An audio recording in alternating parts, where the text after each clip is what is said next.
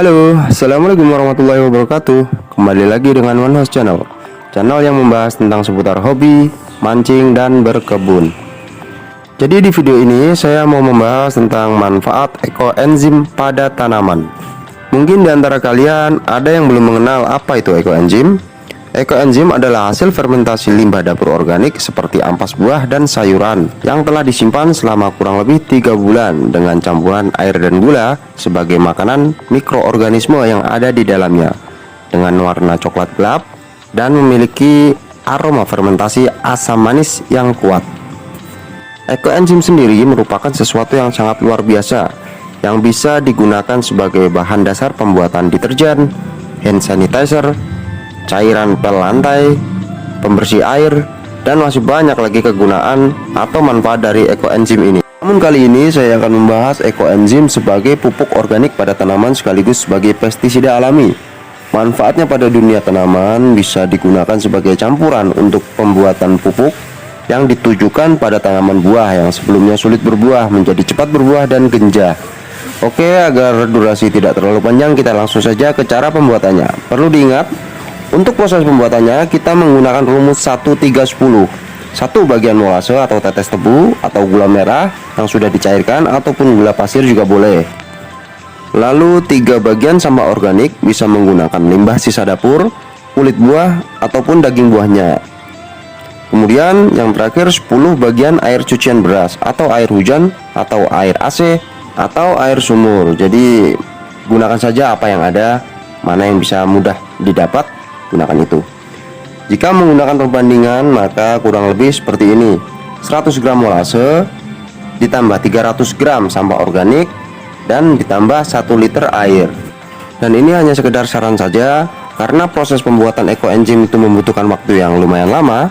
Jadi saya sarankan untuk pembuatan pertama menggunakan air sebanyak 5 liter saja. Jadi hasilnya agak sepadan dengan proses pembuatannya. Kalau merumuskannya seperti ini, tinggal mengalihkan saja perbandingannya 1:3:10. Maka 100 gram molase menjadi 500 gram molase atau gula, 300 gram sampah organik menjadi 1,5 kg sampah organik, dan 1 liter air menjadi 5 liter air. Jadi kita akan mendapatkan 5 liter air ekoenzim di akhir pembuatannya. Ini adalah sampah organik yang saya dapatkan dari dapur.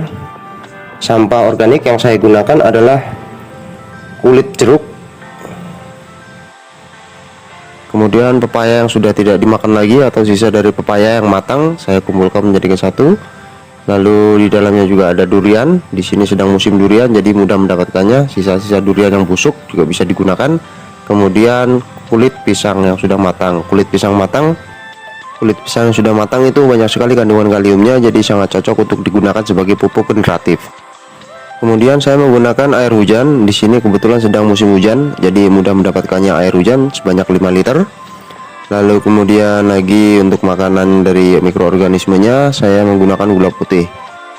Sebenarnya lebih baik lagi jika menggunakan gula merah atau molase, tapi jika di rumah tidak ada molase ataupun gula merah, bisa saja alternatif lain menggunakan gula putih yang dicairkan seperti ini. Sebelumnya saya sudah mencairkan gula putih sebanyak 500 gram dengan air hangat agar lebih cepat larut. Kemudian setelah itu kita tuangkan saja semua bahan-bahan ke dalam satu wadah ini. Setelah semua bahan sudah siap, kemudian masukkan saja semua ke dalam satu wadah. Saya menggunakan wadah plastik yang tutupnya besar agar mudah saat nanti mau mengambilnya.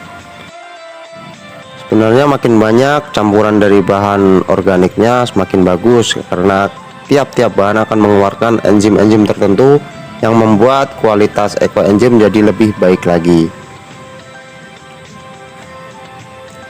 Setelah semuanya tercampur rata di dalam satu wadah, kemudian tinggal menutup dan menyimpannya di tempat yang teduh, jangan sampai terkena sinar matahari langsung, dan tunggu hingga 3 bulan baru bisa digunakan. Jika di tengah proses kita ingin menambahkan bahan lagi, tentu saja bisa, namun tanggalnya dirubah ke tanggal terakhir kita memasukkan bahan agar proses fermentasinya sempurna. Perlu diingat, jika setelah 3 bulan terdapat jamur berwarna hitam, berarti kemungkinan itu gagal dan harus membuat ulang.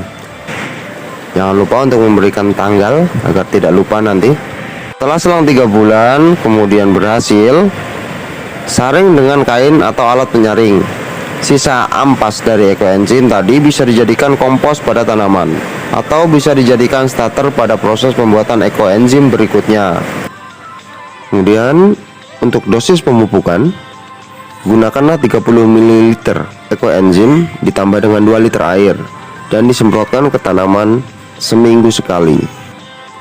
Dan jika ingin digunakan sebagai insektisida tanaman, maka dosisnya 10 ml ekoenzim ditambah dengan 1 liter air dan disemprotkan ke tanaman yang terkena hama. Dan ekoenzim ini jika semakin lama disimpan kualitasnya maka akan semakin bagus. Jadi kita tidak perlu khawatir akan expired dari ekoenzim ini. Saya rasa cukup sekian informasi dari saya, semoga bermanfaat. Wassalamualaikum warahmatullahi wabarakatuh. Ciao, sampai jumpa di video selanjutnya.